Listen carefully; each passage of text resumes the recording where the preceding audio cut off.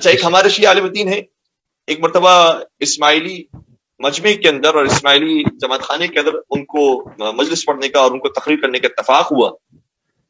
فضائل امیر کائنات کو بیان کر رہے تھے اور حضرت علی علیہ الصلوۃ والسلام کے فضائل بیان کرتے کرتے انہوں نے اس آیت کو بھی کوٹ کیا. یہ قرآن یہ کہتا ہے وَكُلَّ شَيْءٍ أَحْصَيْنَاهُ فِي إِمَامٍ مُبِينٍ، ہم نے دنیا کا سارا علم محصور کر دیا ہے امام مبین میں. اور پھر انہوں نے روایت بیان کی کہ نبی اکرم نے شاہ فرمایا امام مبین سے مراد کون ہے؟ علی ابن ابی طالب علیہ الصلوۃ والسلام. تو محمد سارے مجمع نے داد دی اور بڑا خوش ہوئے کہ ٹھیک ہے امام مبین سے مراد علی ابن ابی طالب ہیں، ہم بھی علی ابن ابی طالب کو امام مبین مانتے ہیں. اچھا، جو سوال یہاں پہ پیدا ہوتا ہے وہ یہ تھا، جب انہوں نے اس آیت کو بیان کر دیا کہ امام مبین میں خدا نے سارا علم محصور کر دیا، تو اس اسماعیلی مجمع میں ایک اسٹوڈنٹ کھڑا ہوا اور اس نے کہا کہ اے شیعہ ذاکر، آپ نے جو یہ آیت پڑھی اور اس آیت کو مولا علی علیہ السلام سے جوڑا ہے، ہم بھی اس کو مانتے ہیں کہ اس زمانے کے امام مبین مولا علی علیہ السلام. سبحان اللہ. اس کے بعد ہم یہ مانتے ہیں کہ اس کے بعد امام مبین امام حسن علیہ السلام، اس کے بعد امام حسین علیہ السلام، اس کے بعد امام سجاد، اس کے بعد امام باقر، اس کے بعد امام صادق. اس کے بعد آپ کا سلسلہ الگ ہو جاتا ہے، ہمارا سلسلہ الگ ہو جاتا ہے.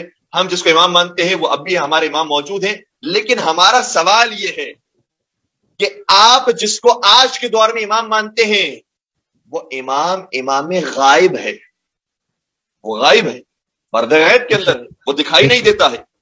جبکہ قرآن کی آیت کہہ رہی ہے اور ابھی آپ نے کوٹ کی کہ وَكُلَّ شَيْءٍ أَحْصَيْنَاهُ فِي إِمَامٍ مُبِينٍ، اور ہم نے ہر علم کو محصور کر دیا ہے اس امام کے اندر جو مبین اور واضح ہے. سبحان اللہ. مبین ہے، آشکار ہے. تو جو آشکار امام ہے اس کے لیے ضروری ہے کہ وہ دکھائی دے. یہ آپ کا کیسے امام ہے کہ جو دکھائی نہیں دیتا؟ اس کا مطلب یہ ہوا کہ آپ کا امام امام مبین نہیں ہے. اور اگر آپ کا 12واں امام مبین نہیں ہے تو پھر مجھے یہ بھی کہنے دیجئے کہ آپ جس سلسلے کو مانتے ہیں وہ سلسلہ بھی ہو سکتا ہے نادرست.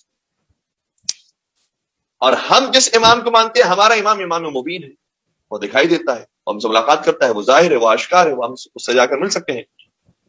تو ہم جس کو مانتے ہیں ہمارا دعویٰ یہ ہے کہ وہ امام مبین ہے، لیکن آپ جس کو امام مانتے ہیں آپ اسے امام مبین نہیں کہہ سکتے. شیعہ عالم دین کہتا ہے جب یہ اعتراض اس اسماعیلی شخص نے کیا تو واقعی میرے پیروں تلے زمین نکل گئی اور سمجھ میں نہیں آیا کہ میں شخص کو کیا جواب دوں. کہ ہاں میں 12ویں امام کو مانتا ہوں لیکن میرا 12واں امام پردہ غیب کے اندر ہے اور حدیثیں بہت ساری موجود ہیں، لیکن قرآن کی آیت کیا کرے؟ قرآن کی آیت تو یہ کہہ رہی ہے کہ امام مبین کو سارا علم دیا گیا ہے. تو امام مبین تو پھر اس انداز سے نہیں ہوئے، لیکن کہتے ہیں کہ مجھے نہ جانے کہاں سے مدد حاصل ہوئی، پروردگار عالم نے میرے ذہن میں ایک اور قرآن کی آیت ڈال دی. سبحان اللہ. اور جو قرآن کی آیت ڈالی وہ وہی آیت تھی جو ابھی ہم نے آپ کی خدمت سلام کلام بیان کی. کیا کہہ رہا قرآن؟ قرآن نے اگر امام کو مبین کہا ہے تو ایک اور بھی ہے کہ جس کو قرآن نے مبین کہا، وہ کون ہے؟ انہو لکم عدو مبین، شیطان بھی عدو مبین ہے. شیطان بھی عدو مبین ہے، شیطان بھی کھلا ہوا دشمن ہے، شیطان بھی واضح اور آشکار ہے.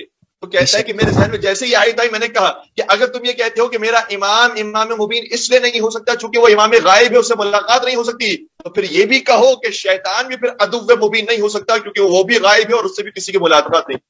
پر محمد والے محمد صلوات اللہم صلی علی محمد محمد والے محمد.